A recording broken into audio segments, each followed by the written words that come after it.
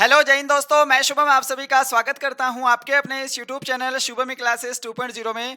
UP constable 2023-24 की vacancy आपकी आ चुकी है और आप सभी की बहुत ज़्यादा डिमांड आ रही थी कि सर यूपी पुलिस कांस्टेबल की भी तैयारी करवाइएगा।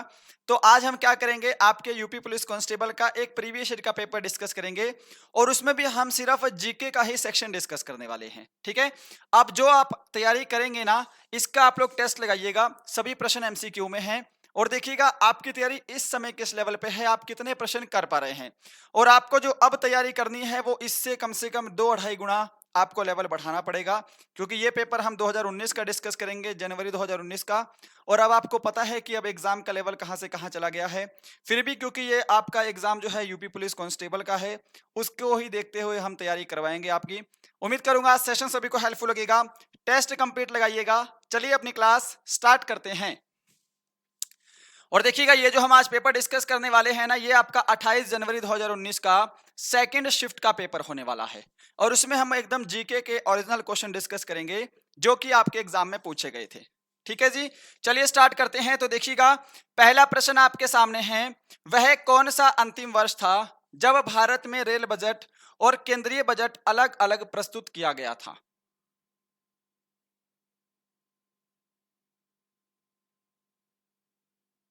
अंतिम वर्ष बताना है, ठीक है ना, कि रेल बजट और केंद्रीय बजट को अलग अलग प्रस्तुत किया गया। अगर आपसे देखो अभी दिल्ली पुलिस 2023 में एक प्रश्न आया था कि जो रेल बजट है, रेल बजट को आम बजट से कब अलग किया गया। रेल बजट को आम बजट से कब अलग किया गया, यह भी प्रश्न एग्जाम में आया है, आपको वैसे भी पता होना चाहिए कब अलग किया गया। जल्दी से आंसर करिएगा। देखिए अंतिम वर्ष पूछा है तो सितंबर 2016 में क्या है, रेल बजट और आम बजट का विलय हो गया था, दोनों एक में अब इकट्ठे ही लॉन्च होते हैं, इसीलिए सितंबर 2016 अंतिम वर्ष था जब रेल बजट और आम बजट को अलग अलग प्रस्तुत किया गया। रही बात इस प्रश्न की कि रेल बजट को आम बजट से कब अलग किया गया, तो इसका भी ध्यान रखिएगा, सन 1924 में। ठीक है, अगर आपसे समिति पूछ लेगा तो एक वर्थ समिति की सिफारिश पर, किसकी सिफारिश पर, एक वर्थ समिति की सिफारिश पर रेल बजट को आम बजट से अलग किया गया था। अगला प्रश्न देखिएगा आपके सामने है, वर्ष 1773 से 85 तक वस्तुतः भारत के पहले गवर्नर जनरल कौन थे। बताइए फटाफट से। देखो सबसे पहली चीज क्या है कि यहां पर अगर आप ऑप्शंस को भी ध्यान से देखेंगे ना, तो भी आपको पता होगा कि 1773 में अगर आपसे पूछ ले कि रेगुलेटिंग एक्ट, 1773 के रेगुलेटिंग एक्ट के समय गवर्नर जनरल कौन थे, रेगुलेटिंग एक्ट पारित हुआ था, ये तो लगभग सभी ने पढ़ा होगा जो पुराने हैं। रेगुलेटिंग एक्ट 1773 में वारेन हेस्टिंग्स के समय में पारित हुआ था। ये 73 से 85 तक ही पूछ रहा है, हमारा ऑप्शन ए जो है ये बिल्कुल करेक्ट आंसर हो जाएगा। ठीक है जी, इसके अलावा ये बंगाल के भी पहले गवर्नर जनरल थे। और एक प्रश्न इनसे और आता है जो कि आपका दिल्ली पुलिस में ही आया था 2023 में ही, कि सरकार की दोहरी प्रणाली को किसने समाप्त किया था। सरकार की दोहरी प्रणाली को किसने समाप्त किया था, तो वारेन हेस्टिंग्स ने। दोहरी प्रणाली को समाप्त किसने किया था, वारेन हेस्टिंग्स ने किया था। अगला प्रश्न आपके सामने है 3 नंबर, निवेश जानकारी और क्रेडिट रेटिंग एजेंसी आईसीआरए का मुख्यालय डैश में है। देखो जी, ये ना आपका एक नया पैटर्न चल रहा है। अगर मैं दिल्ली पुलिस से भी कंपेयर करूं, खैर वहां पर टीसीएस कंपनी एग्जाम लेती है। दूसरी चीज, ये एक तरह से मुख्यालय हो गया, फुल फॉर्म्स हो गई, और ये जो ईयर वाले प्रश्न होते हैं ना, ये बहुत एग्जाम में आते हैं, है ना। थोड़ा सा इनका ध्यान रखिएगा। अपने आप का लेवल जो है वो आपको पहले से अब इस पेपर से तो आपको काफी अप करना पड़ेगा। इस पेपर में हम टोटल 38 क्वेश्चन डिस्कस करेंगे और मैं चाहता हूं आप लोग अपना टेस्ट लगाओ बस, और देखो कि इस 38 में से क्या आप सभी 25 प्लस कर पा रहे हैं, क्योंकि ये पहला सेशन है और बहुत सारे स्टूडेंट नए भी होंगे। जो नए हैं वो बस एक तरह से एनालाइज करिएगा कि किस टाइप से पेपर आ रहा है, और इससे आपको डबल तैयारी करनी है, डबल लेवल की तैयारी करनी है ना। देखिए फिर आईसीआरए की अगर आपसे स्थापना पूछेगा तो 1991 में हुई थी और इसका जो हेडक्वार्टर है वो हरियाणा के गुरुग्राम में है। जो ऑप्शन सी को आंसर दे रहे हैं ना, उनका राइट है। 4 नंबर देखिएगा, भारत सरकार ने निम्नलिखित में से किस द्वीप में पर्यटन को अवैध बना दिया है? बहुत ही इंपॉर्टेंट और एक्सपेक्टेड है ये प्रश्न। तो देखो क्या पता फिर से रिपीट हो जाए। बहुत सारे प्रश्न आपके प्रीवियस ईयर से रिलेटेड रिपीट होने वाले हैं। कभी भी मैं ये नहीं कहूंगा कि बिल्कुल सेम स्टेटमेंट रिपीट होगी। रिलेटेड प्रश्न बहुत रिपीट होते हैं क्योंकि जो एग्जामिनर पेपर बनाता है ना, वो एक बार प्रीवियस ईयर पेपर का आकलन जरूर करता है कि पहले किस टाइप से पेपर था या हमने पहले कैसा पेपर बनाया था, उसमें थोड़ा सा लेवल बढ़ाएंगे और इससे रिलेटेड प्रश्न को आपके सामने परोसा जाएगा।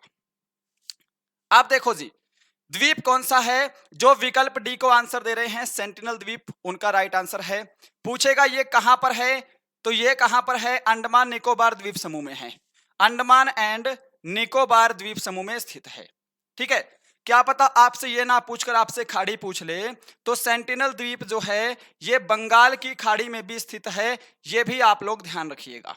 ठीक है, ये जितने भी इंपॉर्टेंट फैक्ट हैं ये आपको पता होने चाहिए।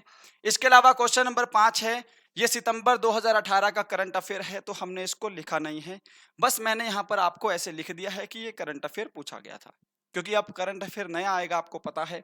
देखो क्वेश्चन नंबर 6 आपके सामने है, स्वतंत्र भारत के पहले रक्षा मंत्री डैश थे।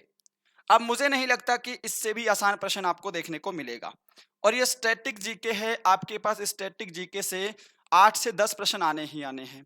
मेरे ख्याल से 10-12 प्रश्न यूपी की जनरल नॉलेज से भी आएंगे। करंट अफेयर से 3 या 4 प्रश्न ही आएंगे और अच्छे आते हैं। सिंपल प्रश्न है, भारत के पहले रक्षा मंत्री कौन हैं? बलदेव सिंह जी हैं। हमारा ऑप्शन सी जो है वो बिल्कुल करेक्ट है। क्वेश्चन नंबर 7 है आपके सामने स्क्रीन पर, एक बार इस प्रश्न का आंसर कर दीजिए, ये लीजिएगा। सरदार वल्लभ भाई पटेल की स्टैच्यू ऑफ यूनिटी किस नदी पर स्थित एक द्वीप पर है? इससे ना बहुत सारे प्रश्न बन सकते हैं, है ना। अब क्योंकि ये उस समय नया नया इसका उद्घाटन हुआ था तो ये प्रश्न पूछ लिया है। देखो स्टैच्यू ऑफ यूनिटी से क्या क्या प्रश्न बनेंगे, आप लोग तब तक इसका आंसर दीजिएगा। ये कहां पर है, एक आपसे ये पूछ सकता है। दूसरा क्या पूछ सकता है कि इसकी ऊंचाई कितनी है, ये बहुत इंपॉर्टेंट है भाई। तीसरा आपसे क्या पूछ सकता है कि ये किनकी प्रतिमा है, किनकी मूर्ति है ना, ये किनकी प्रतिमा है, ये किनकी मूर्ति है। और एक अंतिम प्रश्न जो आपसे पूछेगा कि इसका उद्घाटन कब हुआ, इसका उद्घाटन कब हुआ, ये बहुत इंपॉर्टेंट प्रश्न है स्टैच्यू ऑफ यूनिटी से। देखो जी, ये जो है ये नर्मदा नदी पर स्थित है। क्या सभी ने ऑप्शन ए को आंसर दिया है? यहां पर तो ऑप्शन ए करेक्ट है। दूसरी चीज, नर्मदा नदी और कहां पर है, तो ये गुजरात में है। इसकी ऊंचाई की बात करें तो 597 फीट है, और मीटर की बात करेंगे तो 182 मीटर हो जाएगी। ठीक है जी, किनकी प्रतिमा है, तो भारत के पहले गृह मंत्री सरदार पटेल जी की प्रतिमा है। सरदार वल्लभ भाई पटेल जी की ये प्रतिमा है। उद्घाटन कब हुआ था? 31 अक्टूबर 2018 को। किसके द्वारा किया गया? प्रधानमंत्री श्री नरेंद्र मोदी के द्वारा किया गया। 31 अक्टूबर सरदार वल्लभ भाई पटेल जी की जयंती है, उसी दिन इसका उद्घाटन किया गया। अब इस प्रश्न का आंसर दीजिएगा। ये थोड़ा साइंस से प्रश्न है, पादप विज्ञान से, जिसको इंग्लिश में बोटेनी कहते हैं, और ये भी अच्छा प्रश्न पूछा गया था। प्रश्न क्या पूछा था कि पुष्प के किस हिस्से में पराग का उत्पादन होता है? पराग की बात कर रहा है। इससे रिलेटेड ना आपके पास और भी पूछ सकता है। अगर मान लो सपोज करिए आपसे पूछ लेगा कि पुष्प पादप का जनन अंग, पुष्प पादप का नर जनन अंग, क्या आप लोग आंसर बता पाएंगे? नर जनन अंग पूछ ले या फिर पुष्प पादप का मादा जनन अंग पूछ ले, मादा जनन अंग, बताइए। इस टाइप से प्रश्न बनते हैं। प्रश्नों को हमेशा ना एक्सटेंड करके पढ़ा कीजिए, ठीक है, कि इससे रिलेटेड कौन कौन से प्रश्न बन सकते हैं, क्या क्या आपके लिए इंपॉर्टेंट है ना। आपकी तैयारी इसी तरह से कराई जाएगी। और आप सभी, मुझे पता है कि जो एसएससी जीडी हैं, दिल्ली पुलिस वाले हैं, वो तब से हमारे साथ जुड़े हैं। दिल्ली पुलिस में ये समझ लो कि बहुत ज्यादा कंटेंट हमारा पढ़ाया हुआ भी आया था, और जिस टाइप से मैंने स्टेटमेंट लिखी होती है ना प्रश्नों की, स्टेटमेंट भी उसी टाइप से आती है, भले ही प्रश्न थोड़ा डिफरेंट हो जाए, है ना। अब देखो यहां पर पराग कोश आपका बिल्कुल करेक्ट आंसर हो जाएगा। पुष्प पादप का नर जनन अंग बोलेगा तो ये क्या होता है? ये होता है पुंकेसर। और मादा जनन अंग क्या होता है? तो इसको बोलते हैं स्त्री केसर। ठीक है, ये इंपॉर्टेंट है, ये थोड़ा सा ध्यान रखिएगा। अगला प्रश्न आपके सामने है क्वेश्चन नंबर 9, कौन सा जीवाणु अंडाकार या गोलाकार होता है? थोड़ा सा डीपली था। अब एक चीज देखिएगा, हमेशा ना अगर आप नेगेटिव मार्किंग नहीं है तो आप सारे अटेम्प्ट कर दो, पर फिर भी कुछ प्रश्न आपको ऐसे देता है जो कि आपके आउट ऑफ सिलेबस होंगे या फिर इतने डीप होंगे कि आपकी समझ से ही बाहर होंगे कि आपने वो टॉपिक कभी टच भी किया है या नहीं किया है ना। यहां पर हमारा ऑप्शन बी करेक्ट हो जाएगा, कोकस, जिसने ऑप्शन बी को दिया है जी। क्वेश्चन नंबर 10 देखिए, ये भी प्रश्न डीप है ना। इससे पहले ना मैंने ये प्रश्न किसी एग्जाम में नहीं देखा है। ये वाला प्रश्न, बैंगनी रंग के प्रकाश की तरंग दैर्घ्य लगभग डैश होती है। अब बैंगनी रंग का ही क्यों पूछा है? देखो जी, बात करें तरंग दैर्घ्य की तो आपको पता है लाल रंग का तरंग दैर्घ्य जो है वो अधिक होता है। पूछेगा किस रंग का तरंग दैर्घ्य अधिक होता है, तो लाल रंग का अधिक होता है। और बैंगनी रंग जो है इसका तरंग दैर्घ्य कम होता है। बैंगनी रंग का तरंग दैर्घ्य सबसे कम होता है और लाल रंग का तरंग दैर्घ्य सबसे अधिक होता है। अगर बैंगनी का पूछा है तो क्या पता किसी शिफ्ट में आपसे लाल रंग का भी पूछ ले, और ना भी पूछे तो पता होना चाहिए। ठीक है, ऐसे आपको तैयारी करनी है। यहां पर तो हमारा विकल्प सी करेक्ट हो जाएगा, 390 से 455 nm। ठीक है, बैंगनी रंग का तरंग दैर्घ्य है। अगर लाल रंग का बोलेगा तो ध्यान रखिएगा 620 से 750 nm होता है, यह भी ध्यान रखेंगे। अगला प्रश्न है 11 नंबर, मक्खन डैश का उदाहरण है? सबसे सिंपल और सबसे इजी प्रश्न। मक्खन जो है वो किसका एग्जाम्पल है? मैंने ना किसी भी प्रश्न के ऑप्शन चेंज तक नहीं किए हैं, ना मैंने प्रश्न चेंज किया है, बिल्कुल सेम टू सेम 28 जनवरी 2019 के सेकंड शिफ्ट का पेपर है, आप लोग चेक भी कर सकते हैं। देखो मक्खन जो है ये पायस का उदाहरण है, ऑप्शन सी करेक्ट हो जाएगा, मक्खन हो जाएगा आपका। इसके अलावा मिल्क की बात करें, इसके अलावा चॉकलेट मिल्क, आटा हो गया, ये सभी की सभी क्या हैं? पायस के उदाहरण हैं। प्रश्न संख्या 12 देखिएगा जी, सामने स्क्रीन पर है, इसका आंसर दीजिएगा। निम्न में से किस लवण में क्रिस्टलन जल के 10 अणु नहीं होंगे? आप बोलोगे डीप है, तो हाँ भाई ये प्रश्न थोड़ा सा डीप है, और असली बात बताऊं तो ये ना कांस्टेबल के हिसाब से प्रश्न भी नहीं है, हमेशा आपके हिसाब से पेपर नहीं आएगा। पर इतना ध्यान रखिएगा, जिसकी ठीक ठाक तैयारी है ना वो 75% के आसपास प्रश्न तो करेगा ही करेगा। 25% प्रश्नों में उलझाएंगे आपको। ठीक है, चाहे वो कुछ प्रश्न हिंदी के होंगे, आपसे पर्यायवाची, क्रिया विशेषण कुछ इस टाइप से पूछ लेगा कि शायद उसमें कंफ्यूजन में फंस जाओ। क्या पता रीजनिंग में 2-3 क्वेश्चन ऐसे कैलकुलेटिव डाल दे या ऐसा लॉजिक डाल दे जो आपके माइंड में स्ट्राइक ही ना करे। और जीके तो आपको पता है समुद्र है भाई, है ना। फिर भी जो प्रीवियस ईयर है, जो बेसिक है, अब मैं आपको एक चीज हमेशा बोलूंगा, जो भी लेटेस्ट एग्जाम हुए हैं ना एसएससी के, जैसे दिल्ली पुलिस का एग्जाम हुआ है, इसके अलावा आपका सीआरपीएफ का एग्जाम हुआ था ट्रेड्समैन का, और क्या है सीआरपीएफ ट्रेड्समैन, हेड कांस्टेबल, इन सब के पेपर्स पे नजर मारा करो भाई। ठीक है, बहुत सारे प्रश्न आपको यहां से भी देखने को मिलेंगे और आपकी प्रैक्टिस भी हो जाएगी। ठीक है, यूपीएसआई का पेपर भी आपको सोल्व करना चाहिए, मैं तो कहूंगा, क्योंकि इसमें से भी प्रश्न डायरेक्टली मिल जाएं, डायरेक्टली नहीं मिलेंगे तो इनडायरेक्टली मिलेंगे। अब यहां पर देखिए, यहां पर एप्सम साल्ट जो है, जिसको एप्सम लवण कहते हैं, वो राइट आंसर है। कभी कभी इनका फॉर्मूला भी दे देता है MgSO4, और इसमें ना 7 जो मॉलिक्यूल हैं वो हाइड्रोजन के भी होते हैं, ये भी आप लोग ध्यान रखिएगा। अगला प्रश्न है 13 नंबर, वर्ष 1887 में इलाहाबाद विश्वविद्यालय की स्थापना किसने की थी? अब क्योंकि ये इलाहाबाद विश्वविद्यालय है जो कि यूपी में है, तो आपसे पूछ लिया है एक तरह से यूपी की जीके का। ऐसे ही आपसे क्या पूछ सकता था भाई वो, कि 1916 में बनारस हिंदू विश्वविद्यालय की स्थापना किसने की? ये भी तो यूपी में ही है ना। बनारस हिंदू यूनिवर्सिटी की स्थापना किसने की? इसके अलावा बिहार का प्रश्न भी पूछ सकता था कि नालंदा यूनिवर्सिटी की स्थापना किसने की? नालंदा यूनिवर्सिटी की स्थापना किसने की? एक विक्रमशिला विश्वविद्यालय है जिसकी स्थापना धर्मपाल ने की थी। नालंदा विश्वविद्यालय की स्थापना किसने की है? तो आप सभी बोलेंगे सर कुमार गुप्त ने की है। बनारस हिंदू विश्वविद्यालय की स्थापना किसने की है? तो मदन मोहन मालवीय ने की है। मदन मोहन मालवीय ने इसकी स्थापना की है। और रही बात इलाहाबाद यूनिवर्सिटी की, तो इसकी स्थापना की है सर विलियम मुइर ने। हमारा ऑप्शन सी करेक्ट है। सभी का क्लियर है, कोई डाउट नहीं है ना? नहीं है तो आगे बढ़ते हैं। क्वेश्चन नंबर 14 देखिएगा। पहली महिला मुख्यमंत्री वर्ष 1963 में नियुक्त की गई। उन्होंने किस भारतीय राज्य सरकार का नेतृत्व किया था? बेसिकली क्या प्रश्न है, ये भी यूपी की जीके का है और इसमें तो यूपी की जीके इतनी सरल है कि मैं क्या बताऊं आपको, बहुत सरल जीके पूछी गई है। अब लेवल बड़े होगा।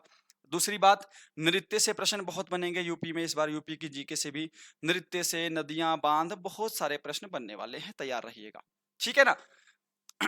देखो, भारत की पहली महिला मुख्यमंत्री कौन है? सुचेता कृपलानी। वो कहां से बनी थी? तो उत्तर प्रदेश से ही बनी थी। ऑप्शन ए करेक्ट हो जाएगा। अगला प्रश्न है 15 नंबर। वर्ष 2017 में उत्तर प्रदेश के मुख्यमंत्री के रूप में कौन चुने गए? देखो, चुने गए हैं और अभी वर्तमान में ही मुख्यमंत्री हैं, हो सकता है आगे भी रहें, है ना? वर्ष 2017 में कौन चुने गए थे? तो योगी आदित्यनाथ जी। हमारा ऑप्शन बी जो है वो करेक्ट हो जाएगा। आपसे पूछ सकता है इनका चुनाव क्षेत्र क्या है, ये ध्यान रख लीजिएगा। चुनाव क्षेत्र क्या है? तो इनका चुनाव क्षेत्र क्या है जी? गोरखपुर है। आपसे पूछेगा यूपी के पहले सीएम कौन थे? तो गोविंद वल्लभ पंत जो हैं वो यूपी के पहले सीएम थे, फर्स्ट सीएम, ठीक है। चुनाव क्षेत्र बोलेगा तो चुनाव क्षेत्र क्या है इनका? बरेली जो है वो इनका चुनाव क्षेत्र था। ये यूपी के सीएम, इनका कार्यकाल, सबसे बड़ा कार्यकाल किस सीएम का है, छोटा कार्यकाल किस सीएम का है ना? और किस किस क्षेत्र से चुनाव क्षेत्र क्या है, ये बहुत सारे प्रश्न हैं यूपी की जीके के, आपको कवर करने चाहिए। जैसे ये प्रश्न यूपी की जीके का है, ये बहुत सिंपल और स्टैटिक है। उत्तर प्रदेश का राजकीय पक्षी कौन सा है? ये पक्षी पूछा है भाई। आपसे तो पुष्प भी पूछ सकता है, राजकीय पुष्प। आपसे तो राजकीय पशु भी पूछ सकता है, कौन सा है, ठीक है जी। बहुत सारे प्रश्न जो हैं वो आपसे बन सकते हैं। उत्तर प्रदेश की राजकीय नदी भी पूछ सकता है, कौन सी है ना? काफी प्रश्न बन सकते हैं भाई। देखो, पक्षी की बात करेंगे तो कौन सा हो जाएगा? सारस क्रेन। हमारा ऑप्शन डी करेक्ट हो जाएगा भाई। पुष्प की बात करेंगे तो कौन सा हो जाएगा? पलाश, है ना? ब्यूटीनिया स्पर्न, ऐसे कुछ करके इसका क्या है, रासायनिक नाम भी है। पशु कौन सा है? तो बारहसिंगा हो जाएगा। ये ऐसे ऐसे प्रश्न हैं, ये तो देखो आपको पढ़ने ही पड़ेंगे और यूपी जीके तो आपको अलग से भी पढ़नी पड़ेगी। 17 नंबर देखिएगा। वर्ष 1937 से 1950 तक उत्तर प्रदेश को किस नाम से जाना जाता था? करिए आंसर। जो भी यहां पे आंसर ऑप्शन बी को दे रहा है, संयुक्त प्रांत, उनका राइट आंसर हो जाएगा। 18 नंबर देखिएगा। उत्तर प्रदेश के किस शहर में भगवान शिव के सम्मान में कैलाश मेला आयोजित किया जाता है? ये भी यूपी की जीके है और ये बेसिक है। उत्तर प्रदेश के मेले हो गए, नृत्य हो गए, है ना? वहां पर क्या हो गए? नृत्यांगना हो गई, डांस फॉर्म्स हो गई। बहुत सारे प्रश्न हैं जो कि एग्जाम में बनते हैं। स्टैटिक जीके ही उठा लो और उस स्टैटिक जीके को आप यूपी वाली जीके में फिक्स कर दो, ठीक है। जैसे नेशनल पार्क हो गए, उत्तर प्रदेश के भी बहुत सारे राजकीय पार्क होंगे, बहुत सारे नेशनल पार्क भी उत्तर प्रदेश में होंगे। नाभिकीय परमाणु संयंत्र होंगे, है ना? उत्तर प्रदेश की जो है पोशाक होगी, किस राज्य में क्या पोशाक है, कहां पर क्या भाषा बोली जाती है, बहुत सारे प्रश्न हैं जी। उत्तर प्रदेश जीके की अलग से बुक लेनी पड़ेगी, नेशनल जीके अलग है, ठीक है। अब देखो यहां पे आगरा करेक्ट आंसर हो जाएगा। 19 नंबर है स्क्रीन पर। उत्तर प्रदेश में सबसे लंबी नहर कौन सी है? एक भी प्रश्न मैंने ना चेंज नहीं किया है, ना ऑप्शन चेंज किए हैं, बिल्कुल हूबहू आपका ये जो पेपर है 28 जनवरी 2019 की सेकंड शिफ्ट का है। ऑप्शन बी शारदा नहर, जिसने आंसर दिया है उनका राइट है। 20 नंबर देखिएगा, बहुत आसान। उत्तराखंड किस वर्ष अस्तित्व में आया था?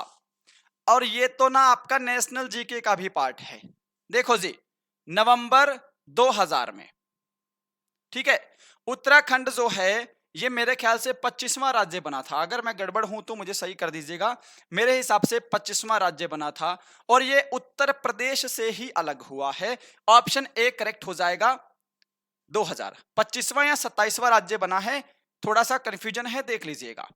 21 देखिएगा। विक्रम सेठ द्वारा लिखी गई कौन सी किताब एक कविता के रूप में 10 नीति कथाओं का संग्रह है? करिए आंसर। क्या आंसर देंगे इस प्रश्न का? बहुत अच्छा प्रश्न है। देखो, विक्रम सेठ की तो और भी पुस्तकें हैं जो एग्जाम में पूछी जाती हैं। A suitable boy, a suitable boy, ये तो बहुत आती है एग्जाम में, है ना? यहां पर जो पुस्तक का नाम है वो कौन सी हो जाएगी? वो हो जाएगी बेस्टली टेल्स। हमारा ऑप्शन बी करेक्ट आंसर हो जाएगा। अगला प्रश्न है 22 नंबर स्क्रीन पर, हरिवंश राय बच्चन द्वारा लिखी गई आखिरी कविता का नाम बताएं। हरिवंश राय बच्चन जिन्होंने मधुशाला लिखी है ना, अमिताभ बच्चन जी के फादर साहब हैं ये।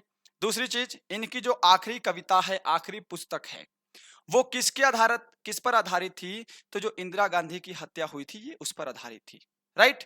और इसका नाम क्या है? 1 नवंबर 1984। ऑप्शन ए करेक्ट है। 24 है, रक्त समूह प्रणाली की खोज डैश ने की थी। ऑप्शन अवेलेबल हैं, मैं ऑप्शन बोलकर समय खराब नहीं करना चाहूंगा। इसमें ना एक प्रश्न और बनता है, ये तो रक्त समूह है, ब्लड ग्रुप। आपसे क्या पूछ सकता है? आपसे अगर पूछ ले कि रक्त परिसंचरण तंत्र की खोज किसने की, रक्त परिसंचरण तंत्र की खोज किसने की, क्या आंसर करेंगे? तो हम आंसर करेंगे यहां पर विलियम हार्वे।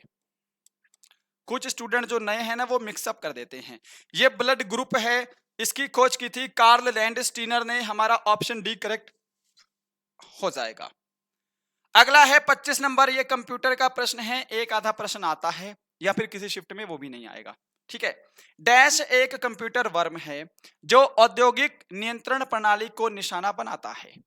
इसने 2007 में ईरान के परमाणु कार्यक्रम पर आक्रमण किया था। और अगर आप इस प्रश्न को ध्यान से देखेंगे, गूगल करेंगे, तो ये जो प्रश्न है, ये आपका एसएससी सीपीओ में भी आया है, लैंग्वेज चेंज करके 2018 वाले एग्जाम में। लैंग्वेज थोड़ी सी घुमाई हुई थी और ये प्रश्न वहां पर भी आया था, ठीक है। राइट आंसर क्या हो जाएगा? स्टक्सनेट हो जाएगा। ऑप्शन आपका बी करेक्ट है जी।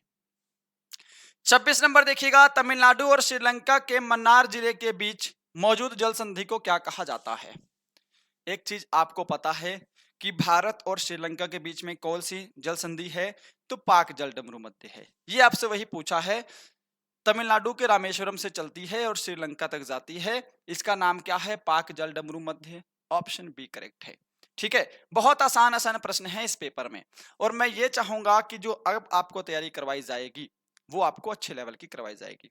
और दूसरी चीज, एक चीज और देखो, रात को ना 8 बजे एसएससी जीडी की मैं क्लास लगाता हूं।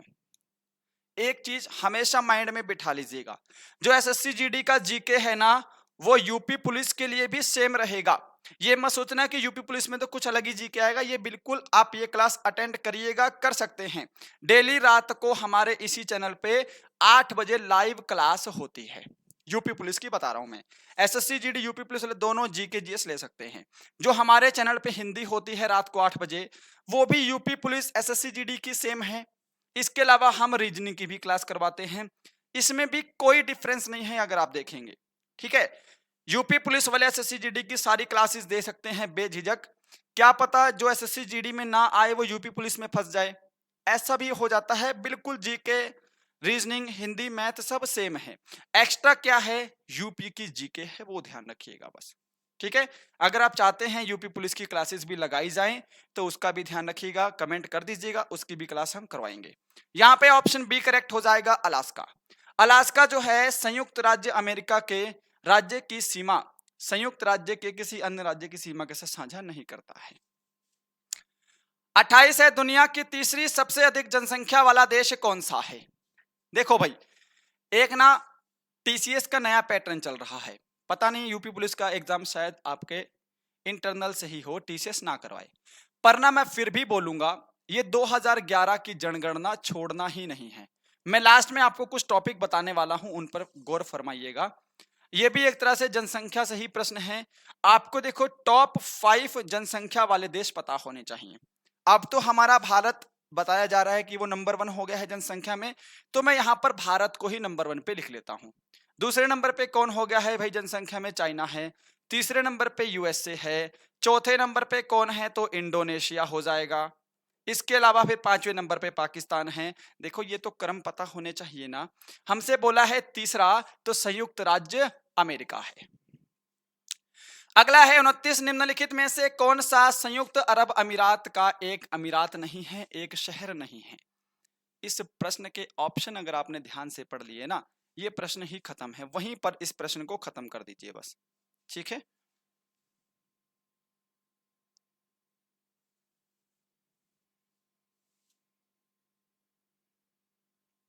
चलो देखो, यहां पर अगर मैं बात करूं ना मस्कट की, तो मस्कट क्या है अगर आपको पता हो, राजधानियां और मुद्राएं याद की हो, तो ओमान की राजधानी क्या है, मस्कट है, ये भी ध्यान रख लीजिएगा। बाकी दुबई, आबू धाबी, शाहजहां, ये तो यूएई के ही शहर है, अमीरात हैं। निम्नलिखित में से कौन सा शहर बहरीन की राजधानी है? क्या इसमें किसी का कोई भी डाउट है?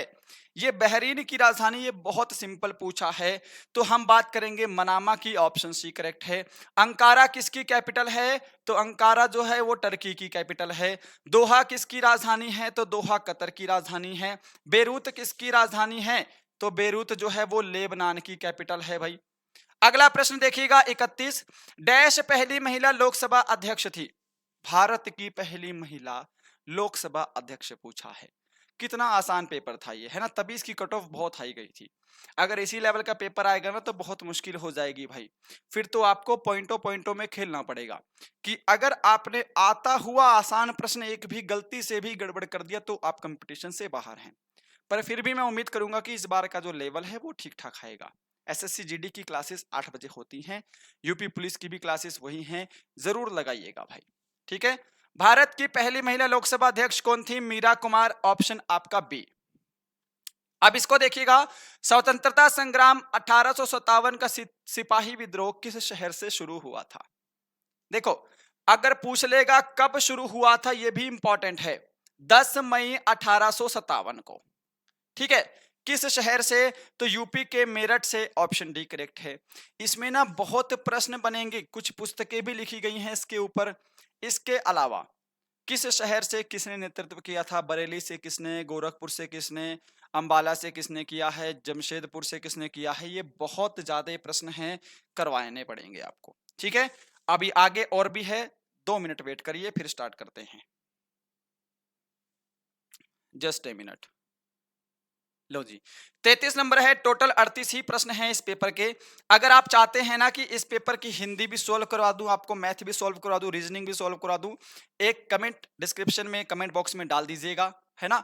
उम्मीद करूंगा सेशन पसंद आ रहा होगा। अगर आप चाहते हैं यूपी पुलिस की क्लासेस अच्छे से करवाई जाए, उसका भी कमेंट कर दीजिएगा। ठीक है, ये 33 नंबर है, पारंपरिक अल्पाहार खांडवी किस भारतीय राज्य से संबंधित है?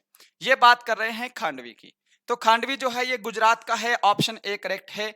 34 नंबर है, भारत के पहले हिंदी भाषा के अखबार का नाम बताएं जिसे पहली बार 30 मई 1826 को प्रकाशित किया गया। और एक चीज बताऊं, जो मेरी दिल्ली एसएससी जीडी की और दिल्ली पुलिस की क्लास लगा रहे थे, उसको ना इस सेक्शन में कोई भी समस्या नहीं हुई होगी, एक्सेप्ट यूपी जीके छोड़कर। ठीक है, क्योंकि कुछ बच्चे यूपी से नहीं हैं, तो उनको यूपी जीके में शायद समस्या हुई हो, और जो यूपी से हैं उनको तो बिल्कुल भी समस्या नहीं होगी।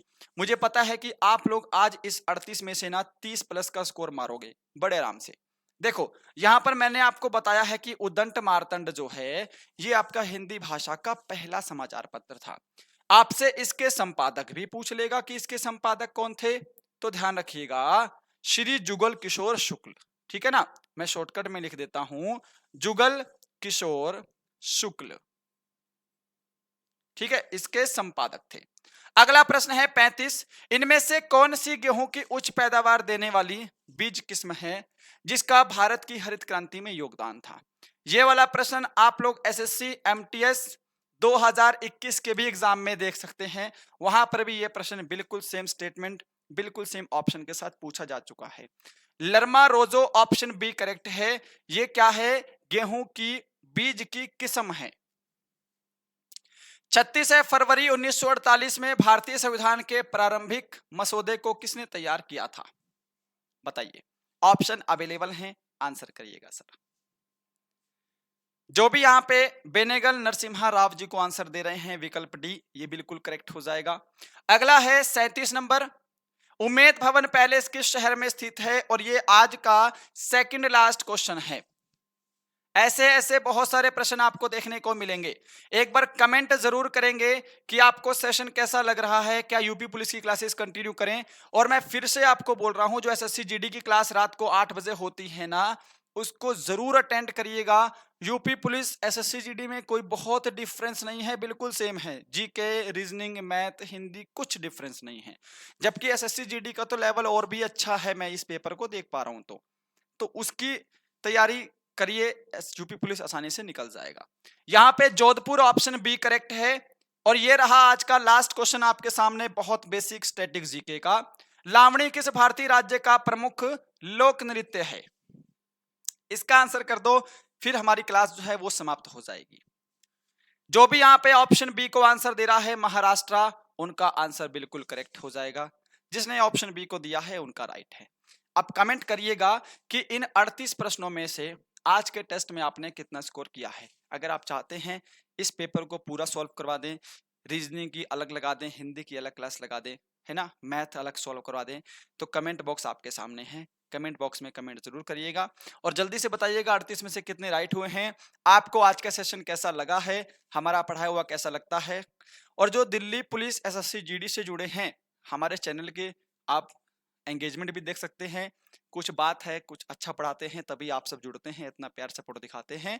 यूपी पुलिस के लिए भी मैं बता रहा हूं फिर से, रात को एसएससी जीडी की क्लास होती है 8 बजे, है ना। एक चीज ध्यान रखिएगा, मैं फिर से बता दूं कि रात को 8 बजे डेली एसएससी जीडी की क्लास होती है। आप लोग यूपी पुलिस और एसएससी जीडी में कुछ भी डिफरेंस नहीं है भाई, ठीक है ना। जीके की, हिंदी की, मैथ की, रीजनिंग की, सबकी क्लास होती है। रात को 8 बजे जरूर देखिएगा। चाहते हैं कि अलग से क्लास करवा दे तो अलग से भी हो जाएंगी। कमेंट बॉक्स आपके सामने है, लाइक शेयर सब्सक्राइब जरूर करिएगा। मिलते हैं कल, तब तक के लिए जय हिंद, जय भारत।